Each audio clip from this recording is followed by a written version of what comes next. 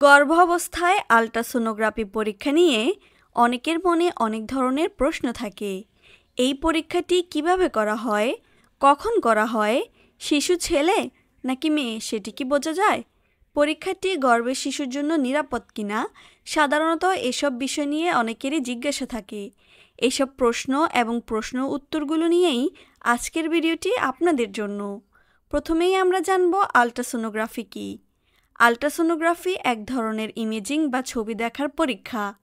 এটি একটি নিরাপদ ও ব্যথাহীন প্রক্রিয়া যা শরীরের অভ্যন্তরীণ অঙ্গপ্রত্যঙ্গগুলোর ছবি তুলে তা পর্যবেক্ষণ করতে সহায়তা করে। এটি সাউন্ড ওয়েভ ব্যবহার করে কাজ করে। পরীক্ষার সময় যে ছবিটি কম্পিউটার স্ক্রিনে ভেসে ওঠে এবং পরবর্তীতে প্রিন্ট করা হয় তাকেই আল্ট্রাসোনোগ্রাম বলে। পেটের আল্ট্রাসোনোগ্রাফি এক্ষেত্রে পেটে, বিশেষ করে তলপেটের উপর প্রোব বসিয়ে জরায়ু, গর্ভের শিশু ও পেটের ভেতরের অন্যান্য অঙ্গের ছবি দেখা যায়।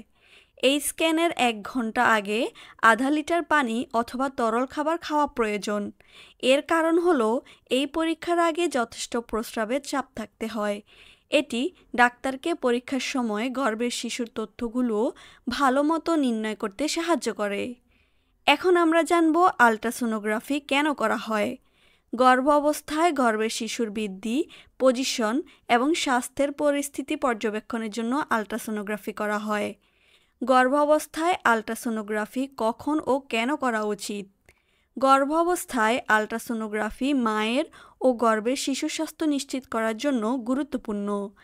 বাংলাদেশে সাধারণত 3 বার আল্ট্রাসোনোগ্রাফি করার পরামর্শ দেওয়া হয়। প্রতিটি স্ক্যানের নির্দিষ্ট সময় ও উদ্দেশ্য রয়েছে। প্রথম আল্ট্রাসোনোগ্রাফি।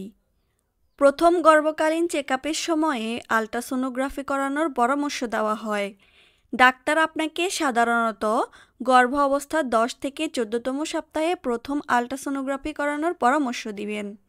এই সময়ে পরীক্ষা করালে সাধারণত সঠিক ফলাফল পাওয়া যায়।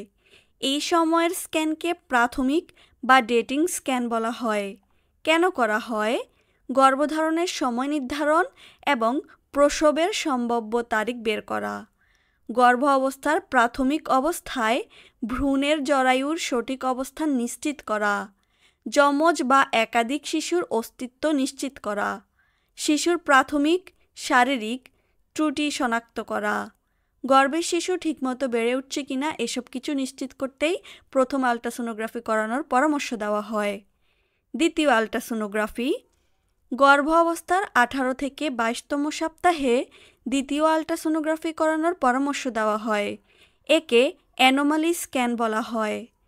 এই পরীক্ষার সময়ে শিশুর মুখমণ্ডল, হাত পা, পেট, নাড়িভুঁড়ি, হাড়, হার্ট, কিডনি, ব্রেইন ও স্নায়ুতন্ত্র খুঁটিয়ে খুঁটিয়ে দেখা হয়।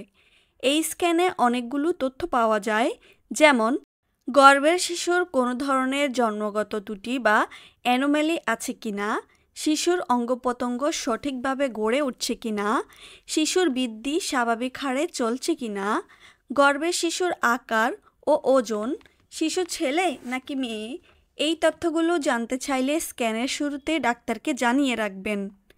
তৃতীয় আল্ট্রাসোনোগ্রাফি। গর্ভ অবস্থা 36 থেকে 38তম সপ্তাহে তৃতীয় আল্ট্রাসোনোগ্রাফি করানোর পরামর্শ দেওয়া হয়। এই স্ক্যানে প্রসবের আগে গর্ভের শিশু ও গর্ভফুলের অবস্থান দেখে নেওয়া হয়। এই স্ক্যান ডেলিভারির জন্য উপযুক্ত পদ্ধতি সম্পর্কে বিস্তারিত সিদ্ধান্ত নিতে ডাক্তারকে সাহায্য করে। গর্ভপুল বা প্ল্যাসেন্টার অবস্থান। প্ল্যাসেন্টার অবস্থান স্বাভাবিকের চেয়ে নিচে নেমে আসলে প্ল্যাসেন্টার প্রিভিয়া নামক মারাত্মক জটিলতা দেখা দিতে পারে। গর্ভের ভেতরে শিশু লম্বালম্বি, আড়াআড়ি অথবা কোনাকুনি কোন অবস্থানে আছে? নর্মাল ডেলিভারির জন্য উপযুক্ত অবস্থানে না থাকলে নির্দিষ্ট চিকিৎসা পদ্ধতির সাহায্যে শিশুর অবস্থান পরিবর্তনের চেষ্টা করা যেতে পারে।